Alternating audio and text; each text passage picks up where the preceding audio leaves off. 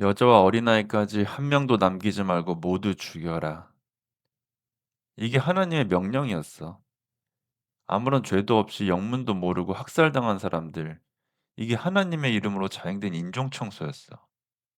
근데 이 모든 정복과 파괴가 사실 아무런 고고학적 실체가 없었다면, 이미 전쟁이 시작되기도 전에 그곳은 아무것도 없던 폐허였다면, 여호수아가 이 모든 것의 중심에 있었어. 그럼 여호수아가 누군데? 여호수아는 굳이 따지자면 모세의 최측근, 오른팔이야. 비서실장, 보좌관 뭐 그런 느낌이야. 근데 그게 다가 아니라 이미 출애굽기 때부터 군사적 실무를 도맡던 정찰병이자 군인이었어. 모세 밑에서 전투 경험을 많이 쌓고 사령관급으로 거듭난 여호수아가 모세가 죽고 나니까 이제 실권을 잡고 정복 전쟁을 일으켜. 내 종 모세는 죽었다. 내가 이스라엘 자손에게 주는 그 땅으로 가라. 모든 곳을 너희에게 주었다. 일단 정복 전쟁을 하려면 요단강을 건너야 돼. 근데 이게 결코 작은 강이 아니고 그 많은 백성과 군인 제사장들까지 다 건너야 돼서 만만치 않았을 거야. 근데 여호수아는 이스라엘 12지파에서 대표 한 명씩 뽑고 돌 하나씩 쥐고 언약궤 앞에 서라고 얘기해. 그래서 언약궤를 메고 제사장들이 요단강에 이르자마자 갑자기 강물이 뚝 말라버려. 그래서 이제 여호수아가 "자 봐라. 하나님의 기적이 실현된 거다." 하면서 기념으로 돌을 하나씩 주고 잘 간직하라고 해. 근데 이제 언약궤가 뭔지 이제 궁금할 수밖에 없는데 언약궤는 하나님이 들어있는 상자라고 보면 돼. 그래서 이 상자만 가지고 전쟁에서 사람들을 막 죽이고 번개를 치고 대단한 특수 능력을 부릴 수 있는 그런 무시무시한 상자다라고 보면 돼. 그렇게 해서 강 건너는데 첫 정복지는 여리고성이야. 이 지도에서 요단강 바로 왼쪽에 제리코라고 써 있는데 이게 여리고야. 그러니까 강 오른쪽에서 강을 건너고 길갈이라는 곳에서 진을 치고 있다가 바로 여리고 아이순으로 진격하는 거야. 지도로 봐선 어떤 지역인지 감이 잘 안 올 수 있는데 지중해 바로 오른쪽이야. 저 가나안 땅이 존나 열충지였던 이유는 위는 메소포타미아고 아래는 이집트야. 근데 둘을 연결하는 땅이 딱 저기였어. 거기에 지중해 끼고 있고 요단강까지 뻗어 있으니까 요충지 중에 요충지였는데 여호수아는 "여기 원래 우리 땅이었다.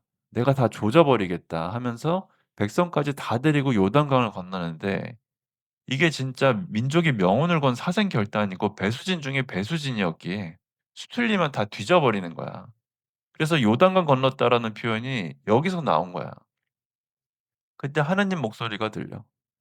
이미 여리고를 네 손에 넘겼대. 다 가지래. 그러면서 여리고성 공략법을 알려주는데 그게 좀 골 때림.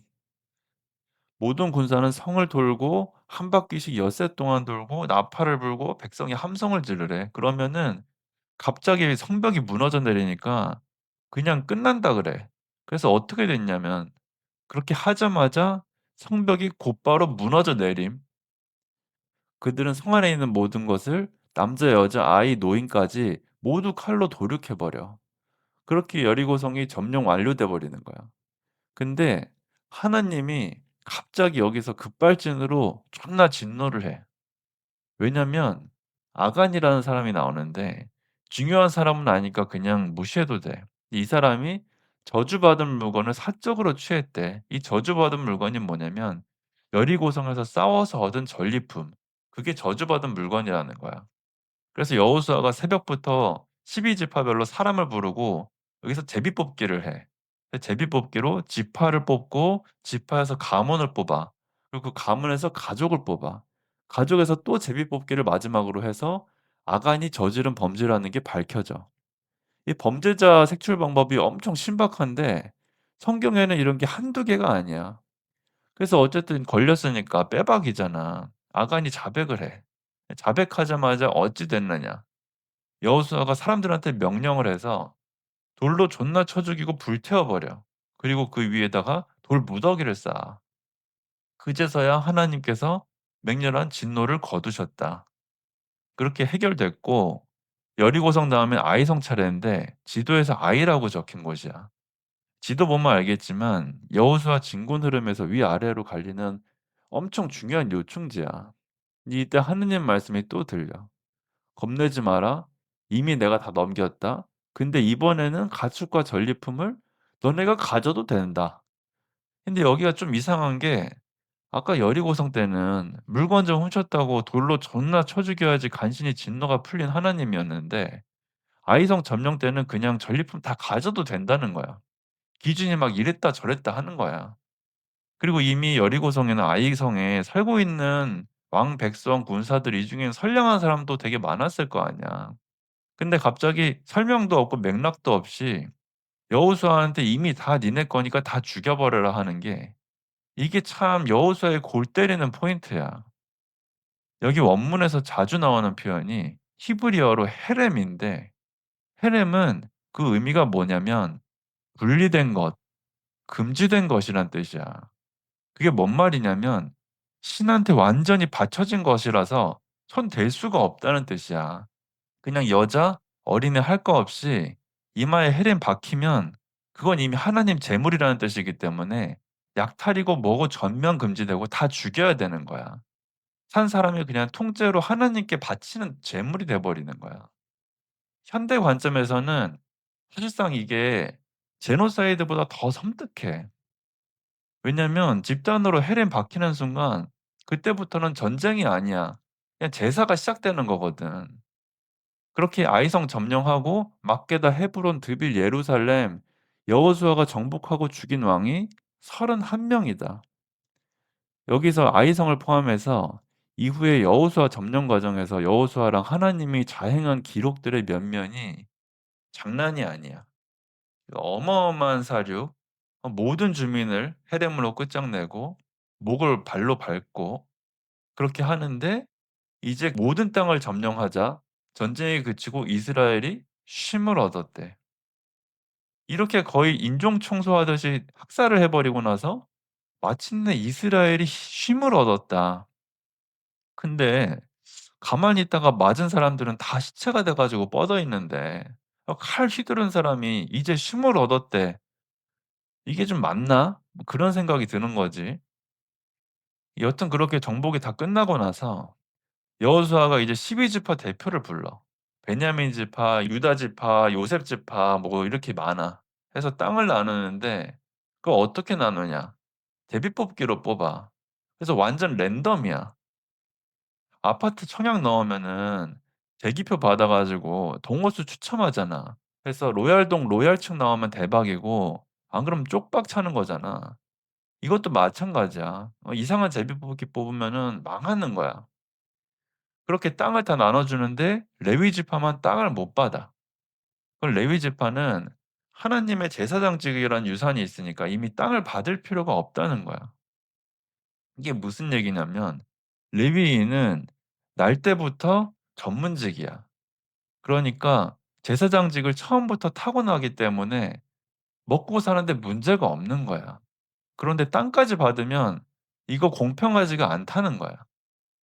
근데 레위인에 대해서는 이후에도 좀 더 할 얘기가 더 있을 것 같아.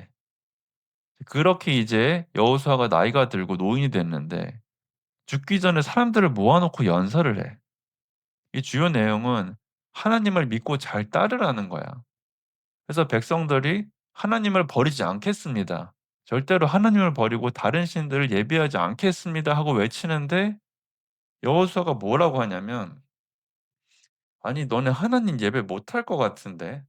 하나님 참고로 질도 존나 셈. 너네 여기저기 싸돌아다니고 다른 신들 눈독 들이다가 너네 그냥 폭망하는 거야. 너네 그러다가 다 뒤지는 거야."라 그래. 그러면서 그렇게 약속을 거듭 받아내고 나서야 여호수아가 끝나.